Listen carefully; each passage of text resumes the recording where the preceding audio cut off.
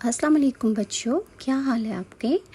میں ناز آپ کے ساتھ ہوں اور میں آج آپ کو حضرت ابراہیم اور نمرود کا تمام واقعہ سناؤں گی کہ حضرت ابراہیم علیہ السلام نے جب بتوں کو دیکھا تو آپ نے سوچا کہ یہ میرے خدا نہیں ہو سکتے، کیونکہ یہ تو نہ ہل سکتے ہیں، نہ کھا سکتے ہیں، نہ پی سکتے ہیں، بلکہ اور اللہ تو وہ ہے کہ جو سنتا ہے، دیکھتا ہے اور لوگوں کو پیدا کرتا ہے، ہر چیز کا مالک اللہ ہے۔ تو حضرت ابراہیم علیہ السلام ان بتوں کی پوجا نہیں کرتے تھے۔ ایک دفعہ کا ذکر ہے کہ سب لوگ جب میلے میں چلے گئے تو حضرت ابراہیم علیہ السلام نے بت گدھے میں جا کے سارے بتوں کو توڑ ڈالا۔ جب لوگ واپس آئے اور انہوں نے دیکھا کہ ان کے بت ٹوٹے ہوئے ہیں تو انہوں نے حضرت ابراہیم علیہ السلام سے پوچھا کہ کیا یہ کام تو نے کیا ہے؟ حضرت ابراہیم علیہ السلام نے فرمایا کہ یہ اس بڑے بت سے پوچھ لو، یہ تو سارے بت اس نے توڑے ہیں۔ اس پر ساری قوم جو تھی وہ پریشان ہو گئی، کیونکہ انہیں یہ پتہ چل گیا تھا کہ ان کے بت اپنی جگہ سے ہل نہیں سکتے، کھا نہیں سکتے، کچھ کر نہیں سکتے، تو وہ بتوں کو کیسے توڑ سکتے ہیں؟ انہیں بہت غصہ آیا اور انہوں نے اس ملک کے بادشاہ نمرود سے جا کر حضرت ابراہیم علیہ السلام کی شکایت کر ڈالی۔ نمرود بہت ظالم بادشاہ تھا۔ پیارے بچوں، وہ لوگوں سے خود کو سجدہ کرایا کرتا تھا اور نعوذ باللہ وہ حضرت ابراہیم علیہ السلام کو اس نے قتل کا ارادہ کر لیا۔ آپ جانتے ہیں بچوں کہ پھر اس نے کیا کیا؟ اس نے حضرت ابراہیم علیہ السلام کو اپنے دربار میں بلا بھیجا۔ اس نے اپنے درباریوں کو بھیجا کہ جاؤ حضرت ابراہیم علیہ السلام کو گرفتار کر کے اس کے سامنے لے آؤ۔ وہ سب لوگ گئے اور انہوں نے حضرت ابراہیم علیہ السلام کو گرفتار کیا اور جا کے نمرود کے سامنے پیش کر دیا۔ نمرود نے حضرت ابراہیم علیہ السلام سے پوچھا، تیرا رب کون ہے؟ حضرت ابراہیم علیہ السلام اللہ کے سوا کسی سے نہیں ڈرتے تھے۔ انہوں نے بلا جھجک فرمایا کہ میرا اللہ تو وہ ہے جو زندگی دیتا ہے اور موت دیتا ہے۔ اس پر نمرود نے کہا کہ یہ کون سا بڑا کام ہے، یہ تو میں بھی کر سکتا ہوں۔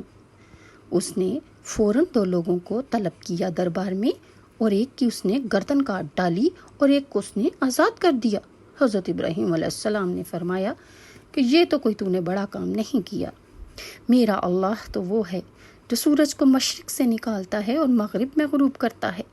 اگر تیرے پاس اتنی ہی طاقت ہے اور تو اللہ ہے، نعوذ باللہ تو خدا ہے، تو سورج کو مغرب سے نکال دے۔ اس پر تو نمرود حیران رہ گیا، کیونکہ وہ جانتا تھا کہ وہ ایسا کچھ نہیں کر سکتا۔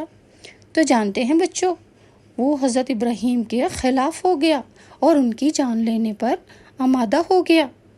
لہٰذا اس نے غصے میں آگ جلائی کہ حضرت ابراہیم کو میں اس آگ میں جلا ڈالوں گا، اور اس نے ایسا کر بھی دیا اور حضرت ابراہیم علیہ السلام کو دہکتی ہوئی آگ میں پھینک دیا۔ اس کے اس گندے فعل پر اللہ تعالیٰ کو بہت غصہ آیا اور اللہ تعالیٰ کا غضب جو تھا پھر اس پر نازل ہوا۔ اس کی موت پتہ ہے بچوں کیسے ہوئی؟ اس کی موت جو ہے جسٹ ایک مچھر کی وجہ سے ہوئی۔ ایک مچھر جو بہت کمزور اور بیمار تھا، جس کی ایک ٹانگ بھی ٹوٹی ہوئی تھی اور اس کی ایک آنکھ بھی نہیں تھی۔ اس مچھر نے اللہ تعالیٰ سے دعا کی کہ اے اللہ تعالیٰ، نمرود کی موت جو ہے تو میرے ہاتھوں لکھنا۔ آپ جانتے ہیں کہ پھر نمرود کا کیا حال ہوا؟ اللہ کے حکم سے وہ مچھر جو تھا وہ نمرود کے کان میں گھس گیا۔ وہ نمرود کے کان میں کیا گھسا اور وہ اس نے نمرود کو اتنا تنگ کیا کہ نمرود اپنے محل میں چنگاڑنے لگا۔ وہ نمرود جو اپنے آپ کو خدا ہونے کا دعویٰ کرتا تھا، چیختا چنگاڑتا ہر طرف وہ بھاگتا تھا۔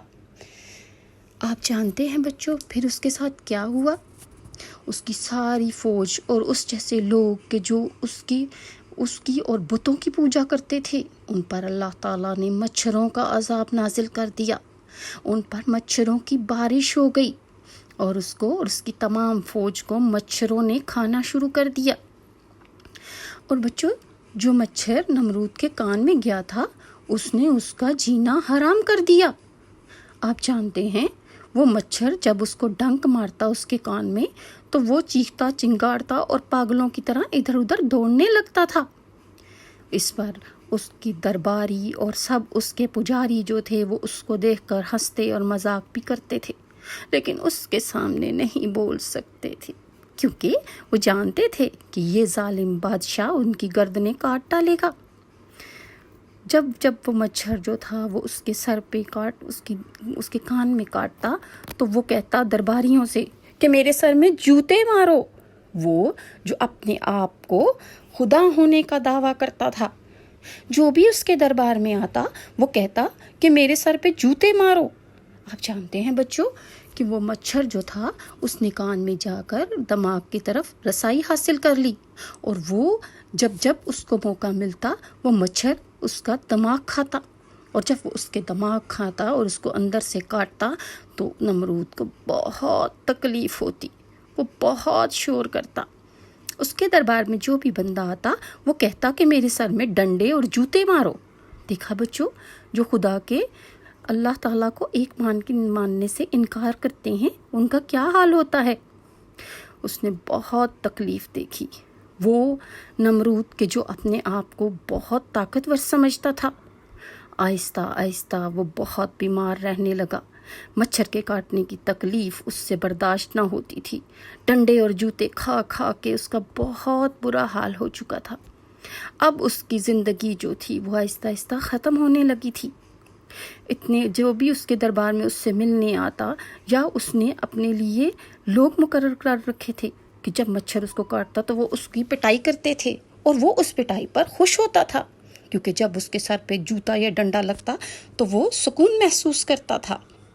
آپ کو پتہ ہے بچوں، آہستہ آہستہ اس کی موت واقع ہونے لگی۔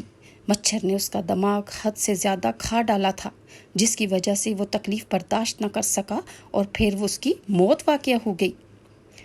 اللہ تعالیٰ سے دعا ہے کہ اللہ تعالیٰ ہم مسلمانوں کو سیدھے رستے پر چلائے، ہم صرف وحدہ لا شریک اللہ کی عبادت کریں، اسی سے مانگیں، اور اللہ تعالیٰ ہمیں نمرود اور اس جیسے افعال سے بچنے کی توفیق عطا فرمائے۔ لہٰذا بچوں، نماز پر قائم رہیں، قرآن پڑھیں اور اللہ تعالیٰ نے جو حکم دیا ہے اس کے مطابق زندگی گزاریں۔ اللہ تعالیٰ ہمیں نبی کریم صلی اللہ علیہ وآلہ وسلم کی تعلیمات پر عمل پیرا ہو کر زندگی گزارنے کی توفیق عطا فرمائے۔ انشاءاللہ میں ناز پھر نیکسٹ ویڈیو میں ملوں گی۔ اللہ حافظ۔